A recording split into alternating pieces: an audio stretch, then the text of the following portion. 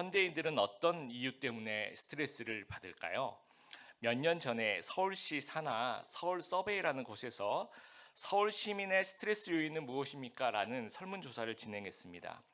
모든 연령대 공통 1, 2위가 1위가 이제 과도한 업무, 학생들 같은 경우에는 과도한 학습량이 이제 1위였고 2위는 직장 내 대인 관계 때문에 스트레스가 쌓인다라는 것이 모든 20대부터 50대까지 모든 연령대의 공통적인 부분이었습니다. 그 외에 이제 연령대별로 조금 다른 스트레스가 있었는데 20대는 이제 실업에 대한 부분이었어요. 직장을 좀 구하고 싶은 그런 부분.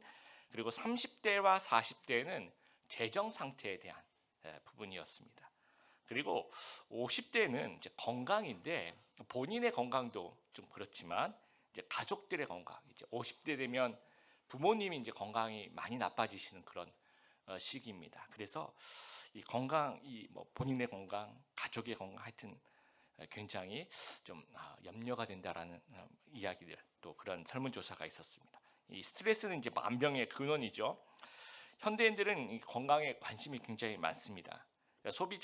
서울대 소비자학과 김남도 교수라는 분이 쓴 그 트렌드 코리아 2022를 보면 올해를 이끌 유행 중 하나가 헬시 플레저, 이런 단어 좀 많이 쓰는데요. 헬시 플레저 현상, 즐거운 건강 관리라고 얘기합니다.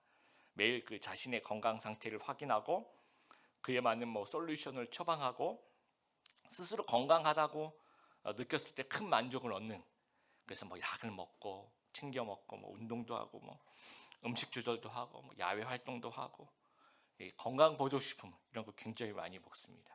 그래서 특히 이제 코로나19 때문에 면역과 이제 건강이 이제 관심이 증가하면서 국내 건강 보조식품 시장 규모가 5년 새 20% 확대돼요. 그래서 가장 많이 팔린 건강 보조제 세 가지 여러분 맞춰 보십시오. 제일 많이 팔리는 게 홍삼입니다. 그래서 여러분의 몸에 홍삼이 흐르고 있을 피가 아니라 홍삼이. 두 번째가 비타민이죠. 그리고 세 번째가 이제 프로바이오틱스. 그리고 이제 병원에서 처방하는 그 처방약 있죠. 코로나19 때문에 대폭 성장한 처방약 종류가 있는데 이게 이제 수면제라고 합니다. 굉장히 안타깝죠. 졸피뎀 같은. 그러니까 우리가 너무 긴장하는, 그리고 너무 과부하가 걸리니까 이 잠이 잘 안 오는 거죠. 삶 자체가 스트레스인데, 그러니까 좀 더 힘들어서 푹 쉬고 싶은데 잠자는 것이 이제 힘들다라는 겁니다. 고대 그리스 신화에 시지푸스라는 사람이 있어요. 신들을 기만한 죄로 이제 벌을 받는데 그 벌이 뭐냐면 이 산 정상으로 큰 바위를 이제 밀어 올립니다. 아주 힘들게 뭐 정상까지 아주 힘들게 끌어올립니다. 그러고 난 다음에 그게 끝이냐? 그게 아니라 그 돌은 다시 산 아래로 다시 이제 저절로 굴러 떨어져요. 그러면 다시 처음부터 그 산 아래에서 산 위로 밀고 올라가는 겁니다. 아주 수고스럽게, 끊임없이. 그리고 또 처음부터 다시. 이것이 무한 반복이 되는 겁니다. 우리 삶도 그렇지 않습니까? 아침에 출근해요. 저녁에 집에 와요. 너무 집에 와서 좋다. 근데 다시 아침이 또 오게 됩니다. 월요일 날 월화수 뭐 이렇게 지나가다가 이제 주말이 너무 좋아요. 그런데 이제 내일이면 또 월요일이 됩니다. 그래서 오늘 말씀 28절 아주 유명한 말씀이죠. 수고하고 무거운 짐 진 자들아. 우리는 수고하고 무거운 인생의 짐을 지고 살아가고 있다라는 겁니다. 여러분, 멍에란 말을 이제 예수님께서 하고 계신데 이 멍에란 말이 무거운 짐을 나르기 위해서 특히 소죠. 두 짐승을 연결하는 어깨에 이렇게 씌워 넣는 나무로 된 구조물을 이야기를 합니다. 그러니까 사람들이 반드시 져야 하는 어려움, 고역이나 괴로움을 주는 그런 부담거리를 이야기를 합니다. 그리고 여러분, 짐을 진다라는 이 28절의 이 표현이 제가 이제 주보 설교 노트에 영어로 이렇게 영어 성경이 뭐라고 써놨는지 얘기를 이렇게 써놨는데 헬라어 원문에 보면 짐을 진다는 말이 수동태로 나와 있어요. 영어 성경도 아주 정확하게 번역하고 있습니다. be burdened라고. 이게 뭐냐면 우리가 원해서 지는 짐이 아니라는 거예요. 수동태. 그러니까 원치 않는 짐을 지게 된다는, 소도 마찬가지. 소가 뭐 원해서 그 멍에를 지는 게 아니잖아요. 원치 않는 짐이죠. 우리 인생도 마찬가지입니다. 우리가 원해서 하는 짐이 아니란 얘기예요. 그래서 이 삶의 힘겨움이 또 재정적인 짐이 있고, 정신적인 짐이 있고, 관계의 짐이 있고, 죄의 짐이 있어요. 그리고 이 멍에라는 단어를 예수님께 쓰셨을 때 유대인들이 머릿속에 탁 연상되는 게 있는데 뭐냐면 이게 율법의 멍에입니다. 유대인들이 만 13세가 되면 바르 미츠바라 그래서 이제 성인식을 해요. 그때 이제 어떤 서약을 하냐면 나는 율법을 어깨에 메고 세상을 살겠습니다라는 그 뭐라 그럴까요? 율법 서약식, 율법의 멍에를 제가 메겠습니다라는 서약을 하게 됩니다. 그래서 이 멍에라는 단어를 유대인들은 딱 들을 때 느낌이 율법이라는 단어를 연상하게 되는 겁니다. 그러니까 율법에 충성스러운 헌신을 하는 건데 이것이 바리새인들이 이 율법을 무거운 짐으로 왜곡을 시켜버린 거예요. 그래서 뭐 오늘날도 비슷하죠. 힘들어서 교회에 왔는데 율법의 멍에까지 이제 지고 사는 거예요. 그럼 더 무거운 인생이 되는 겁니다. 그래서 인생의 짐을 시지포스 같이 끊임없이 지고 가는 그런 느낌의 인생을 우리가 살아가고 있다라는 겁니다. 28절 이 본문 우리가 이제 28절, 29절, 30절 주로 오늘 말씀 좀 보고 싶은데 거기서 세 가지 명령형 동사가 나옵니다. 이 첫 번째 동사는 come입니다. 나에게 오라는 거예요. 나에게 오라, 내가 너희를 쉬게 하리라. 이게 명령형입니다. 근데 우리가 하나님께 잘 갈까요? 우리가 잘 안 갑니다. 그러니까 어디로 가냐면 내가 생각하는 쉼으로 가는 거예요. 세상의 방식으로 다가가는 겁니다. 그렇게 되면 어떤 노력을 하더라도 어떤 활동을 해도 결코 쉼을 얻을 수가 없습니다. 요즘 이제 우리 젊은이들은 이제 너무 이제 소확행을 이제 생각을 하죠. 너무 힘드니까 맛집 이제 가는데 제가 이제 좀 찾아보니까 웬만한 맛집은 줄을 선대요. 여러분 30분 식사를 하기 위해서 2시간, 3시간 줄을 서기 위해 줄을 서는 거죠. 줄을 서서 들어가서 이제 막 감탄하고 와 진짜 내가 이 집에서 밥을 먹을 수 있다니 하면서 막 사진 떡 찍고 이게 뭡니까? 사진 찍는 거 플렉스 이거죠. 소확행. 근데 이제 맛있게 먹고 집에 왔어요. 너무 기분이 좋아요. 근데 몇 시간만 지나면 또 배가 고파요. 그리고 또 뭘 먹나? 또 무슨 사진을 찍을까? 또 무슨 플렉스를 할까? 이걸 이제 계속 이거 시지포스입니다. 끊임없이 반복이 되는 거죠. 쇼핑을 한번 생각해 보세요. BTS 그 멤버 중에 한 명이 이제 시계를 차고 오는데 저는 그런 거 모르는데 그것만 찾아서 뭐 그 유명한 사람들이 얼마짜리 옷을 입고 있는가 그 시계가 보니까 1억이 넘더라고요. 엘사 뭐 제가 제품을 뭐 롤렉스 이런 얘기 못 하고 이제 엘사인데요. 그래서 그 보통 이제 1억짜리 시계를 차고 다니시는 분은 어떤 행사가 있을 때 뭐 동창회라든지 아니면 누군가의 이걸 이제 우리 젊은이들 용어로 플렉스 이제 뭐 아시안다라고 하죠. 그럴 때 이제 딱 차서 이렇게 머리가 아프지 뭐 이러면서 이렇게 손을 이렇게 괜히 이제 올리면서 그렇게 자랑을 해요. 근데 보통 이제 여러분들 이 1억짜리 시계를 차고 있으면 어떤 느낌일까요? 뭐 이렇게 어디 가서도 이게 시계를 풀고 세수를 못 한대요.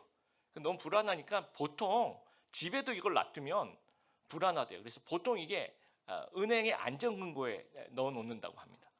그래서 제가 그 얘기를 들으면서 주인이 쉼을 얻는 게 아니라 시계가 쉼을 얻는 것이다. 시계가 은행 금고 안에서 쉼을 얻고 있구나 이런 생각을 했습니다.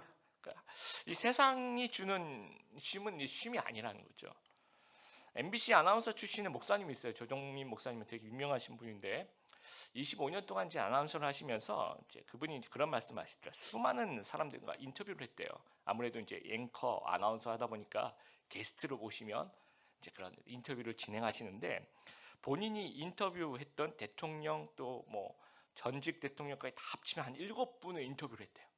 근데 본인이 느낀 게 뭐냐면 대통령이면 우리나라 최대 권력자인데 이 대화할 때 느낌이 뭐냐면 이분은 지금도 권력에 목말라 있다라는 거예요. 그 결코 만족하지 않다. 지금도 뭔가 조금 더 권력이 있었으면 좋겠다라는 그런 느낌을 준다라는 거죠.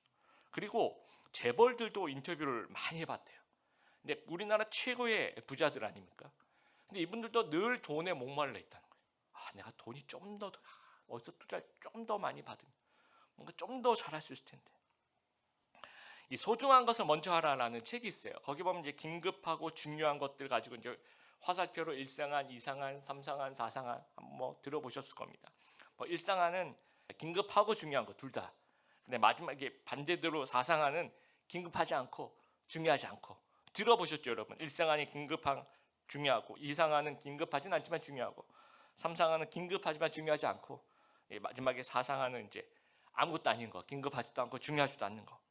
근데 이제 우리가 긴급한 상황들 있죠. 긴급하지만 중요하고 또는 긴급하지만 중요하지 않고 이 긴급한 상황 속에 우리가 살고 있으면 언제나 어디로 가냐면 반대로 간대요. 긴급하지도 않고 중요하지도 않고 늘 그 긴급한 업무에 엄청난 에너지를 우리가 소모하고 있으니까 이 피난을 가는 거예요. 어디로 피난을 갑니까? 중요하지 않는 긴급하지도 않고 뭐 SNS로 피난 가고 넷플릭스로 피난 가고 유튜브로 피난 가고 근데 그게 피난 가면 쉼을 얻어야 되는데 그렇지가 않대요. 왜냐하면 긴급한 일로 바쁜데 이제는 쓸데없는 일로 바쁜 거예요. 그래서 토요일 날 우리 청년들 아마 새벽 3시, 4시까지 아마 잠을 잔 사람이 없을 거예요 아마. 그렇게 그런 쓸데없다 표현해서 너무 죄송합니다. 제 말은 이제 사상한이라 긴급하지 않고 중요하지 않은 일에 또 바빠요. 그러니까 제가 하고 싶은 얘기는 뭐냐면 바쁘고 안 바쁘고가 되어야 되는데 우리 삶은 이건 이거대로 바쁘고 이건 이거대로 바쁜 거예요 지금. 그래서 회복되어서 우리가 싹 돌아와야 되는데 피곤이 안 풀립니다. 더 피곤하대요. 여러분 벌써 월요일이에요. 그렇죠? 내일이면 월요일입니다. 이게 무한 반복하면 일상안과 사상안으로 피난 갔다가 그게 다시 일상안으로 갔다가 다시 사상안으로 피난 가는데 어느 쪽에든 쉼이 없는 거예요. 주 5일 근무란 우리 너무 익숙하죠. 근데 이게 2004년에 이제 점차 시행이 됐으니까 우리 이제 우리 안수 집사님들 우리 집사님들은 다 그 생각 주 5일 근무가 없던 시절이 이해가 되실 겁니다. 주 6일을 갔어요. 토요일 날도 출근합니다. 그리고 토요일 날도 학생들은 토요일 날도 학교를 갔어요. 그리고 불금 뭐 이런 거 없었습니다 그때. 근데 이제 토요일 이제 그 주 5일 근무가 되면서 토요일하고 주일이 이제 주말이 된 거예요. 그래서 영어 표현으로 TGIF라고 그러죠. Thanks God it's Friday. 그래서 불금 주말이 생긴 겁니다. 그러면 주일 하루 쉬다가 이제 토일 이틀을 쉬니까 더 나은 쉼이 되어야 되는데 여러분 한번 생각해보세요. 더 나은 쉼이 되었습니까? 어떤 분들은 비슷하대요. 아니면 더 피곤하대요. 뭔가 그 활동을 해야 되니까. 세상이 주는 쉼은 그럴싸하게 보여도 이 시지푸스의 쉼이라는 거 여전히 끊임없이 목마르다라는 거. 그래서 전도서에 세상 부귀영화 다 누려봤던 솔로몬 왕이 고백합니다. 전도서 1장 2절. 전도자가 이르되 헛되고 헛되며 헛되고 헛되니 모든 것이 헛되다라고 이야기를 합니다. 이 헛되다는 말을 5번이나 사용을 하고 있습니다. 뭐 돈이나 권력이라든지 외모라든지 뭐 어떤 세상의 인정이라든지 어떤 스펙이라든지 성공이라든지 명예라든지 뭐 세상적인 안정이라든지 이런 것들이 다 헛되다라고 고백을 하고 있습니다. 이런 세상의 멍에를 메고는 참된 안식을 찾을 수가 없다라는 거예요. 그럼 어떻게 하면 참된 안식을 얻을 수 있을까? 29절 나는 마음이 온유하고 겸손하니 나의 멍에를 메고 내게 배워라. 그러면 너희 영혼이 쉼을 얻을 것이다. 이 29절은 28절을 부연 설명해요. 무겁고 수고온 지친 자들은 모두 나에게 오라. 내가 너희를 쉬게 할 것이다. 그러면 어떻게 쉬게 해주는가? 하나님은 어떻게 참된 안식을 우리에게 주실 수 있는가? 29절이 설명을 하고 있습니다. 아까 제가 전체 3가지 명령이 있다 그래요. 첫 번째 come이죠, 그렇죠? 나에게 오라라는 겁니다. 그리고 두 번째, 세 번째 명령형이 이 29절에 있는데 이 두 번째 명령이 나의 멍에를 메고 세 번째 명령형 동사는 내게 배우라는 겁니다. 나의 멍에를 메고 내게 배우라는 거죠. 그리고 나의 멍에 내게 배우라 하면서 나라는 말을 사용하시면서 예수님은 예수님께 향하는 방향을 제시하고 있어요. 그러니까 세상의 멍에를 벗고 그러니까 어떤 방향으로 가야 되냐면 나의 멍에를 매는 법을 배우라는 겁니다. 나의 멍에, 나의 짐. 이것은 이렇게 말씀하시는 것은 예수님을 주인으로 모신 삶을 얘기하는 거예요. 예수님의 방식을 따라가는 삶을 얘기하는 거예요. 그래서 나의 멍에를 베고 배우라는 표현을 지금 쓰고 있습니다. 여러분, 이 멍에가 상징하는 것이 뭡니까? 이건 멍에가 이렇게 씌어지면 끌고 가는 거죠. 그렇죠? 그러니까 멍에가 상징하는 것은 주인을 상징하시고 배우는 것을 상징하고 삶의 원리와 방향을 상징하는 거예요. 삶의 방식을 설명하는 겁니다. 삶의 무게 중심을 설명하는 거예요. 세상적인 방식으로 살지 말고 하나님의 방식으로 살아가라는 거예요. 그러니까 세상을 주인 삼지 말고 하나님을 주인 삼고 하나님의 원리와 방식과 방향에 따라서 살아가면 하나님께서 진짜 참된 안식을 우리에게 주신다라는 겁니다. 이제 우리가 오해하는 게 세상의 멍에를 벗고 그러면 자유를 누리면 되지 않을까? 그런데 왜 또 무슨 멍에를 매야 됩니까? 라고 생각할 수 있어요. 여러분, 참된 자유는 모든 것으로부터 자유라고 생각하는 것은 이건 오해입니다. 이건 있을 수가 없습니다. 왜냐하면 모든 것으로부터 자유해야 해라는 그 생각 자체에 내가 매여 있는 거예요. 이것도 하나의 멍에가 되는 겁니다. 그러니까 참된 자유라는 것은 그 모든 것으로부터 자유한 완벽한 이런 건 없다라는 겁니다. 그러니까 참된 자유는 뭐냐면 좋은 주인을 만나는 거. 따라해 보겠습니다. 참된 자유는 좋은 주인을 만나는 것이다. 모든 사람들은 종교인이에요. 목사님, 저는 무신론자입니다. 이렇게 얘기한 사람도 무신론이라는 것을 열심히 믿는 사람인 거예요. 목사님, 저는 종교가 없습니다. 종교가 없다는 그 신념을 믿는 사람이에요. 그 사람은. 누구나 모두가 다 신앙인이고 종교인이라는 겁니다. 그러니까 누구든지 어떤 주인을 섬겨요. 세상을 섬길 수도 있고요. 나 자신을 섬길 수도 있고 뭐 나의 생각을 섬길 수도 있습니다. 이런 것들이 다 나쁜 주인이라는 거예요. 수고하고 무거운 짐이라는 겁니다. 그럼 주인 중에서 예수님께서 뭐라고 얘기하시냐면 29절에 주인 중에서 예수님이 최고의 주인이라는 거예요. 예수님의 멍에는 온유하고 겸손하다는 겁니다. 그 30절에 나의 멍에는 쉽고 나의 짐은 가볍다. 예수님의 멍에는 쉽고 가벼운 거예요. 가장 좋은 멍에라는 겁니다. 가장 좋은 방식이라는 거예요. 또 어떤 성경학자는 이렇게도 해석합니다. 이 소 두 마리를 이제 멍에가 끌고 가는데 이 두 마리 소 중에서 한 마리가 이제 아주 능력이 뛰어난 소고 한 마리가 서툴 때는 이 능력이 뛰어난 소가 이 서툰 소를 리드하면서 간대요. 그래서 훨씬 가볍고 쉽다라는 거죠. 그래서 예수님이 우리 한 팀이라는 거예요. 예수님이 우리를 끌고 가시는 거예요. 그럼 나는 그냥 같이 가기만 된다라는 거예요. 쉽다라는 겁니다. 여러분, 어떤 사람들이 이제 난 회사 너무 힘들어, 회사 다 때려치우고 이제 제주도 같은 데 가서 막 일찍 은퇴를 하는 거, 막 스트레스 없는 삶을 살면 얼마나 좋을까. 근데 우리 주위에도 여러분 이제 은퇴하신 분들 한 2, 3년 뒤에 이렇게 한번 뵈면 은퇴하고 일을 안 하고 쉬면 훨씬 더 얼굴이 좋아 보일 거라고 우리가 생각하는데 실제로 한 2, 3년 지나서 만나보면 팍상 늙은 경우가 많이 있습니다. 이게 뭐냐면 우리 심리학자, 뇌과학자들도 늘 얘기하는데 적당한 스트레스는 자신을 발전시키는 도전이 되기도 하다라는 거예요. 적당한 스트레스, 적당한 위기감, 이런 긴장감, 이게 이제 집중력과 능력을 높이는 거예요. 누가 이제 저한테도 물어보도 목사님 늘 설교 되게 오래 하셨으니까 주일날 이렇게 강당 올라가실 때 긴장 전혀 안 하시죠? 이렇게 물어보더라고요. 제가 한번 스스로 생각해봤어요. 내가 긴장을 하는지 안 하는지. 근데 아주 긴장을 많이 하면요, 준비한 걸 또 다 못 펼쳐요. 그리고 아예 긴장을 안 하면 이게 풀어져 가지고 또 실수를 또 많이 해요. 그래서 제가 이렇게 그동안 느낀 게 뭐냐면 아주 많이 긴장하지도 않아야 되고, 그렇다고 정신줄 이렇게 놔버리고 그러면 또 안 되고, 적당하게 긴장을 유지하면서 올라왔을 때 가장 좋은 준비한 것들을 이렇게 전달할 수 있더라는 거죠. 여러분도 마찬가지입니다. 그것과 같이 이런 좋은 스트레스, 적당한 긴장감, 예수님의 방식이, 예수님의 멍에가 그렇다는 거예요. 나를 붙잡고 이끌어가는 거예요. 진정한 마음의 힘으로 나를 붙잡고 이끌어가는 가장 좋은 주인이 되신다라는 거예요.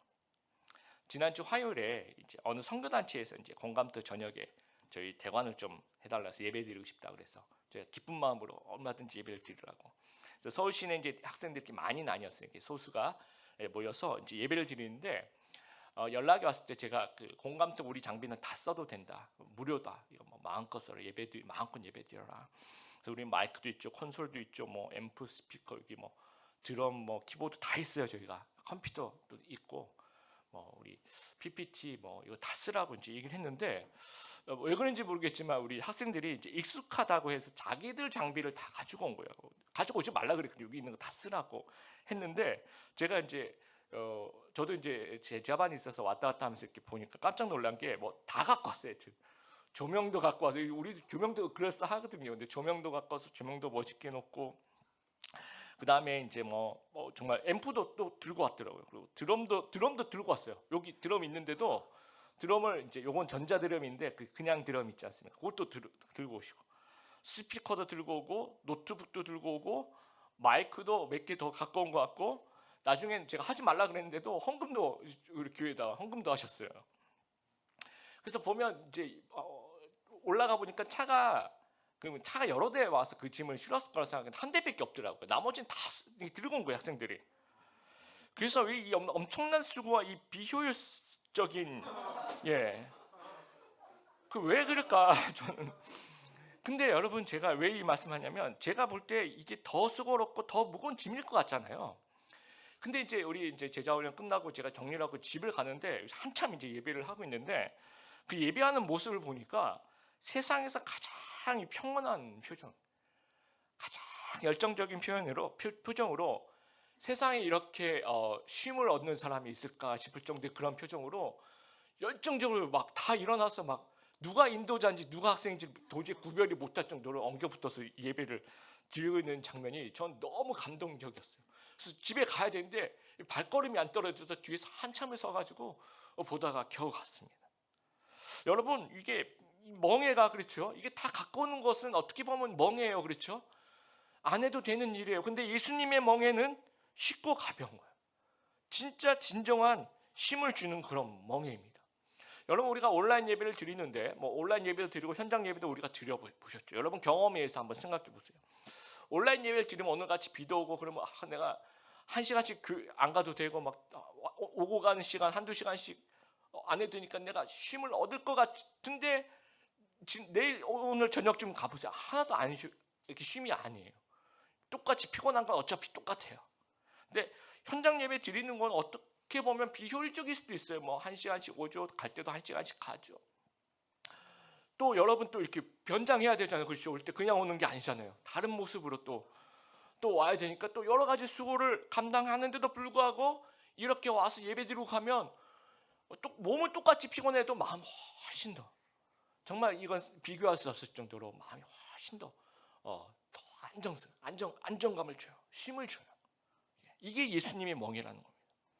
제가 대학 다닐 때 선교단체 할 때 학교에서 이제 아침 8시에 큐티 모임이 있었어요.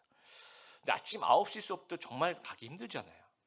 근데 아침 8시까지 1시간을 더 일찍 와야 되는데, 이게 더 못 자고 더 수고스럽고, 그러면 쉼에 방해가 되잖아요. 어떻게 보면 이게 효율적으로만 생각하면. 그런데 그 1시간 전에 나와서 큐티 나눔을 하는데, 이게 하루 시간 중 가장 좋은 시간이었어요, 저희들한테는. 같이 이제 말씀을 이제 여럿이 이제 나누면서 자기 묵상한 걸 나누고 또 같이 기도하고, 그러면 이제 이 영적인 에너지 레벨이 쫙 만렙, 여러분들 표현하는 그 쫙 100% 충전이 됩니다. 그리고 난 다음에 이제 1교시를 들어가는 거예요. 그럼 평소에는요, 더 1시간 더 자고 가는데도 9시 수업 가면 막 졸리고 막 딴 생각 나고, 그런데 이상하게 1시간 덜 잤는데도 이 예수님의 멍에를 메고 1교시를 들어가는 거예요. 그러면 뭐 잠 하나도 안 오고요. 아주 기분도 너무 좋고, 막 집중도 너무 잘 되고, 공부도 너무 잘 되고, 친구들 다 사랑스럽고, 주위 지나간 사람들도 다 사랑스럽고. 그래, 안 그래, 우리가 1시간 더 자고 큐티 빼먹고 그렇게 가면 왜 이렇게 짜증이 많이 나는지, 지나간 사람도 전철에서 왜 이렇게 몸을 부딪히는 게 짜증이 나고.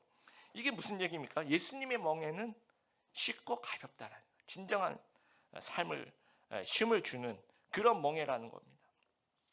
러시아의 문호 톨스토이가 55세 때, 1887년 1월 22일 때 예수님을 영접해요.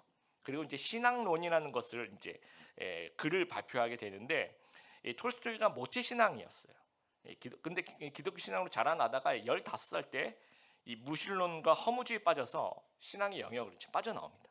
예수님과 이별을 하고 그동안에 이제 35년 동안 문인으로서 굉장히 이제 성공을 하게 되죠. 그런데 50세가 되는 35년 후에 50세가 되었을 때 예수님께로 다시 돌아오게 됩니다. 그러면서 이제 이렇게 얘기를 합니다. 나는 신앙의 품으로 돌아왔다. 이것은 단순히 종교로 돌아온 것이 아니라 그리스도께 돌아온 것이다. 그리고 그리스도 안에서 나는 생애 처음으로 진정한 안식을 발견했다. 믿음이 내게 들어온 이후 나는 그리스도의 말씀이 영원한 진리임을 알았다. 나의 온 삶은 변화되었다. 이전에 바라던 것은 바라지 않게 되었으며 바라지 않던 것을 바라게 되었다. 또한 선으로 보였던 것이 악으로 보였던 것이 선으로 보였다. 35년 동안 세상의 성공에서도 찾지 못했던 쉼을 예수님께 돌아온 이후에 그의 품에서 비로소 발견하게 되었다라는 겁니다. 우리 저희 신앙의 선배들 보면 힘들고 어려울 때 보면 철학기도 가요. 새벽기도, 기도원 그런데. 그래서 그런데 가서 이제 그때 당시 기도원이 엄청 부흥했습니다. 근데 이제 점점 이제 기도원까지 가는 게 이제 귀찮고 힘들고 편하게 되고 싶고 그러면서 이제 최근에는 기도원들이 다 시들해요. 다 기도원 그 당시 왜 기도원 부흥했을 때 지어놓은 교회들이 지금 다 적자입니다. 1년에 2, 3억씩은 다 적자예요. 문 닫는 기도원들이 속출하고 있습니다. 그럼 세상적인 이론대로라면 시간과 에너지를 아꼈으면 푹 쉬고 회복이 되었을 텐데 이상하게 더 심한 스트레스를 이제 현대인이 갖고 있는 겁니다. 그러니까 우리에게 예수님의 멍에가 필요하다라는 거예요. 예수님의 방식대로 그런 사는 멍에. 야곱이 야복강에서 하나님과 붙잡고 그 씨름했듯이 예수님께 좀 붙잡고 좀 살려달라고 회복시켜달라고 부르짖는 좀 불편함에 투자하는 비효율성을 짊어지는 그런 멍에가 우리에게 좀 필요하다라는 겁니다. 지난 금요 기도회 때도 나눴지만 이 주일 예배 공간에 대한 큰 기도 제목이 저희들에게 생겼어요. 혹시나 우리가 막 염려하고 불안하고 막 두려워하고 막 화내고 이거는 세상 방식이 되는 겁니다. 그러면 이럴 경우에는 우리가 쉼을 얻을 수가 없습니다. 근데 하나님 방식으로 짐을 지게 되면 우리가 기도의 짐을 하나님께 지고 하나님을 신뢰하는 그 어떤 짐을 또 지게 되고 공동체를 이제 더 열심히 섬기는 그 짐을 또 우리가 지게 되고 또 우리가 인내라는 그 짐을 또 우리가 공동체를 더 사랑하는 그런 마음의 짐을 우리가 지게 되면 이때 비로소 하나님께서 우리에게 쉼을 주실 수 있다라는 거예요. 또 저는 이런 기회를 통해서 우리가 좀 야성을 좀 키웠으면 하는 그런 계기가 되었으면 좋겠어요. 근데 야성이라는 단어를 좀 생각해 보면 이 야성을 얘기할 때 뭔가 그 베이스에 깔고 있는 게 외부 환경적으로 수고하고 짐진 상태니까 야성을 얘기하는 거잖아요. 그렇죠? 그런데 이제 야성을 갖게 되면 희한하게 내면적으로는 그 외부적인 상황과 관계없이 내면적으로는 평안한 상태라는 거예요.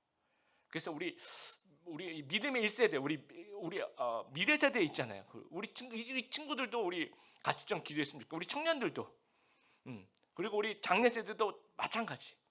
다 이제 믿음의 1세대가 되는 겁니다. 그러면서 우리 다음에 이제 우리 청년 세대 좀 있으면 장년 세대 될 거 아니에요. 그리고 이제 또 미래 세대를 또 낳을 거 아니에요. 그래서 이제 또 그때 얘기해 줘야죠. 나 때는 말이야. 우리 때는 막 이래가지고 기도를 했는데 하나님께서 이렇게 응답하시고 하면서 그러니까 여러분이 1세대가 지금 되고 있는 거예요. 이런 믿음의 1세대가 되는 귀한 여러분들 되시길 바랍니다. 그리고 성도들이 한 마음을 결속하는 그래서 예수님의 멍에를 매는 저희들이 되길 바랍니다. 안식을 주실 것을 우리가 기대하는 저희들이 되길 바랍니다. 여러분 아프리카 어느 마을에 가면 그 마을 입구에 작은 개울이 흘러요. 근데 이제 건너는 사람들 보면 머리에 큰 돌을 이고 건너요. 그리고 이제 돌을 버리고 그 개울을 건널 때는 그 옆에 있는 돌을 주워서 들고 머리에 이고 강을 건너고 다시 버려놓고 가는 거죠. 그래서 왜 그럴까 봤더니 물살이 굉장히 세더라는 거예요. 그냥 이렇게 가면 떠내려갈 수 있는 거예요. 그래서 이제 큰 돌을 가지고 무게 중심을 이렇게 잡는 거예요. 무게 중심이 잡아주니까 이 큰 돌이 안 떠내려가는 겁니다. 희한하죠? 이게 무거운 거 들고 있으면 더 방해가 될 것 같은데 오히려 이게 나를 살려주는 것이에요. 예수님의 방식과 멍에가 이 큰 돌과 같은 겁니다. 삶의 무게 중심을 잡아주는 거예요. 예수님의 방식의 멍에를 머리에 이고 삶의 개울을 좀 건너보게 되길 바랍니다. 때로는 불편하고 비효율적으로 보여도 믿음의 그 무게중심을 좀 잘 잡아가게 되길 바랍니다. 참된 예배자 되시기를 바라고, 기도의 영성을 가진 자들 되길 바라고, 말씀의 사람 되시기를 바라고, 주의를 지킬 수 있는 우리 성도님들 되시길 바라요. 그리고 삶의 예배를 하나님께 드릴 수 있는, 또 말씀대로 살려고 내 삶을 끊임없이 노력하는 그런 귀한 하나님의 백성들 되시길 바랍니다. 그래서 시지포스 같은 그런 저주의 삶에서 예수님이 나의 주님이십니다 라는 사실, 이것이 얼마나 큰 위로인지를 우리가 좀 깨닫게 되길 바라요. 여러분, 하나님이 참된 안식을 주신다는 것이 얼마나 큰 은혜인지 감격하실 수 있는 저희들이 되었으면 좋겠습니다. 그래서 내 힘으로 막 무언가 하려고 하는 그 순간에 있는 모습 그대로 예수님께 와서 예수님의 멍에를 배고 예수님의 방식을 배우고 예수님을 따라 살면서 진정한 쉼을 얻는 그런 귀한 성도들 되시길 바랍니다. 성도가 순종의 짐을 지면 더 큰 평강과 평안이 찾아올 것이라는 사실들 기억하면서, 일은 세상에서 하지만 그러나 쉼은 주 안에서 가진다는 것 기억하며 참된 안식과 기쁨, 감사가 넘치는 우리 귀한 드림의 교회 모든 성도들 되시기를 주님의 이름으로 축복합니다.